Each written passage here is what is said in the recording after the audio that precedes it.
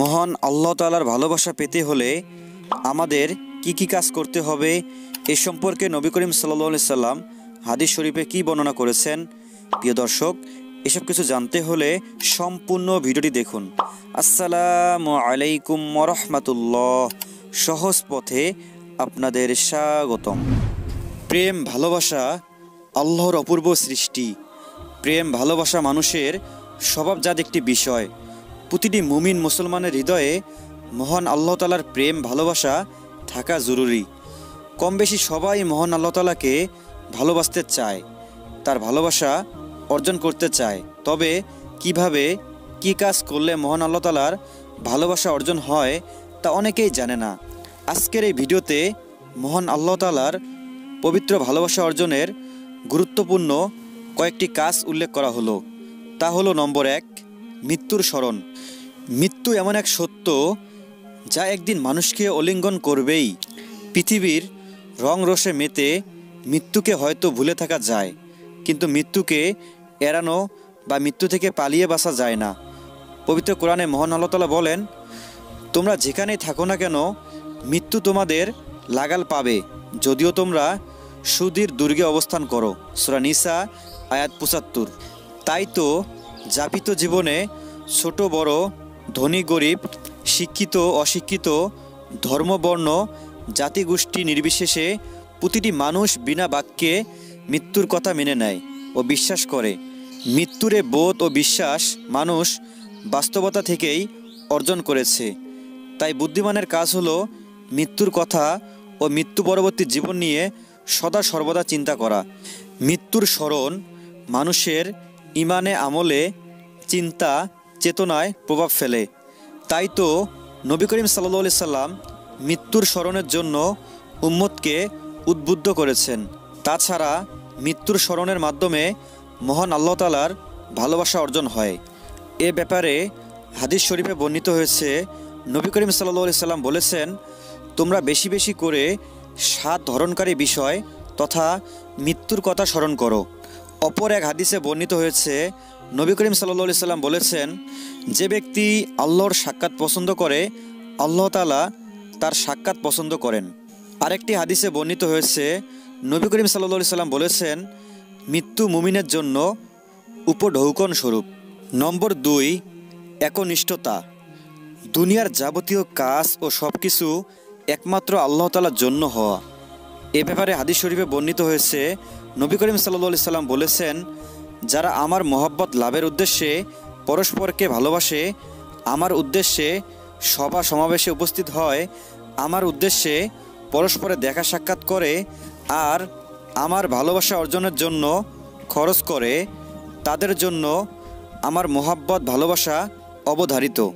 অপর এক হাদিসে বর্ণিত হয়েছে, নবী করিম সাল্লাল্লাহু আলাইহি সাল্লাম বলেছেন, যে ব্যক্তি আল্লাহ তাআলার জন্য কাউকে ভালোবাসে এবং তার জন্যই কারো সঙ্গে বিদ্বেষ পোষণ করে এবং তার জন্যই দান করে এবং তার উদ্দেশ্যেই দান থেকে বিরত থাকে, তাহলে সে তার ঈমানকে পরিপূর্ণ করল। নম্বর 3, আত্মীয়তা বজায় রাখা। সামাজিক জীবনে সমাজবদ্ধ পরিবেশে আত্মীয় স্বজন সৌন্দর্যের প্রতীক। সামাজিক জীবনে আত্মীয়তার সম্পর্ক বজায় রাখা ছাড়া স্বাভাবিক ও স্বাচ্ছন্দ্যময় জীবনযাপন করা অত্যন্ত কঠিন, কারণ সমাজের প্রতিটি ক্ষেত্রে আত্মীয়তার প্রভাব ব্যাপক। তাই তো ইসলাম আত্মীয়তার সম্পর্ক অক্ষুণ্ণ রাখার জোরালো নির্দেশ দিয়েছে। এ ব্যাপারে হাদিস শরীফে বর্ণিত হয়েছে, তোমাদের সঙ্গে যে আত্মীয়তার সম্পর্ক ছিন্ন করেছে তুমি তার সঙ্গে তা বজায় রাখো। তোমাকে যে বঞ্চিত করেছে তুমি তাকে প্রদান করো এবং যে তোমার প্রতি অন্যায় আচরণ করেছে তুমি তাকে ক্ষমা করে দাও। নম্বর 4, সৃষ্টি চিন্তা। পবিত্র কোরআনুল মাজিদের বিশাল অংশ জুড়ে ছড়িয়ে ছিটিয়ে আছে মহান আল্লাহ তাআলার নানাবিধ নেয়ামতরাজির বিস্তারিত বিবরণ। মহান আল্লাহ তাআলা মানব জাতিকে সর্বোত্তম আকৃতিতে সৃষ্টি করে তাদের অসংখ্য অগণিত নেয়ামতরাজি দান করেছেন।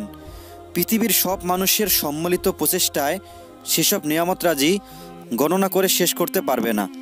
নিয়ামতের কথা চিন্তা করলে প্রত্যেক ব্যক্তি প্রথমে নিজের দেহের কথাই ভাবতে পারে। মহান আল্লাহ তাআলা তার মহা অনুগ্রহে মানুষের দেহে যে প্রাণ সঞ্চার করেছেন সেটিও বড় একটি নিয়ামত। দেহের সব অঙ্গ প্রত্যঙ্গ শিরা উপশিরায় নিয়ামত আর নিয়ামত। মানুষের আপাদ মস্তক পুরোটাই মহান রবের মহা নিয়ামতে ভরপুর। উপরন্ত আকার আকৃতি, জ্ঞান, বুদ্ধি, সুস্থতা, অসুস্থতা, ঘরবাড়ি, সন্তান সন্ততি, পাড়া প্রতিবেশী, বন্ধু বান্ধব, আত্মীয় স্বজন, ইজ্জত সম্মান ইত্যাদি বিচিত্র নিয়ামতরাজি বান্দাকে দিয়েছেন। পবিত্র কোরআনে ইরশাদ হয়েছে, এবং স্বয়ং তোমাদের অস্তিত্বেও তবুও কি তোমরা অনুধাবন করতে পারো না? সূরা জারিয়াত আয়াত 21। এভাবে আল্লাহ তাআলা মানুষকে প্রকাশ্যে এবং অপ্রকাশ্যে অগণিত নিয়ামতরাজি দান করেছেন। এমন অনেক নিয়ামত রয়েছে যে নিয়ামতের কথা মানুষ কল্পনাও করতে পারে না। সে ঘোষণাও আল্লাহ তাআলা দিয়েছেন পবিত্র কোরআনে। ইরশাদ হয়েছে, তোমরা কি লক্ষ্য করনি আকাশমণ্ডলী ও পৃথিবীতে যা কিছু আছে আল্লাহ তাআলা সেগুলোকে তোমাদের কাজে নিয়োজিত রেখেছেন এবং তিনি তার প্রকাশ্যে ও অপ্রকাশ্যে নিয়ামতগুলো তোমাদের প্রতি পরিপূর্ণভাবে বর্ষণ করেছেন। আমরা যখন আমাদের যাপিত জীবনে মহান আল্লাহ তাআলার এত বিপুল সংখ্যক নিয়ামতরাজি নিয়ে চিন্তা ভাবনা করব, তখন আল্লাহ তাআলার মোহাব্বত, ভালোবাসা আমাদের দিলে বৃদ্ধি পাবে। তাই তো মহান আল্লাহ তাআলা বলেছেন, সুতরাং হে মানুষ ও জিন, তোমরা তোমাদের প্রতিপালকের কোন নিয়ামতকে অস্বীকার করবে? সূরা রহমান আয়াত 13।